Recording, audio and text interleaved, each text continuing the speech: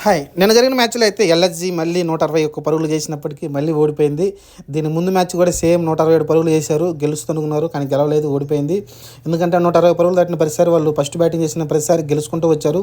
కానీ వరుసగా అయితే 2 మ్యాచ్‌లు 160 పరుగులు పైన చేసినప్పటికీ ఓడిపోతూ వచ్చారు. నిన్న కోల్‌కత్తా జరిగిన మ్యాచ్‌లో కూడా చాలా ఘోర పరాజయం అనుకోవచ్చు. ఎందుకంటే 16 ఓవర్లు అంటే ఇంక 15 ఓవర్లు 4 బాళ్ళకే మ్యాచ్‌ని అయితే ముగించేశారు కోల్‌కత్తా నైట్ రైడర్స్ అయితే. ఎందుకంటే సాల్ట్ మంచి ఫామ్‌లో కనిపించాడు, మంచిగా ఆడాడు. 89 పరుగులు చేశాడు. 47 బాల్స్‌లోనే 14 ఫోర్లు, 3 సిక్సర్లు ఉన్నాయి. కానీ కొన్ని లక్కీ బౌండరీస్ కూడా చాలా వచ్చినాయి. కొన్ని అవుట్ సిచ్యువేషన్ నుంచి కూడా బయటపడ్డాడు సాల్ట్ అయితే. వచ్చిన అవకాశాలను అయితే సద్వినియోగం చేసుకున్నాడు. కానీ ఇంకా శ్రేయస్ అయ్యర్ వచ్చేసి 100 స్ట్రైక్ రేట్‌తోనే ఆడాడు. చాలా స్లోగా ఆడాడు. 38 బాళ్ళకి 38 కొట్టాడు.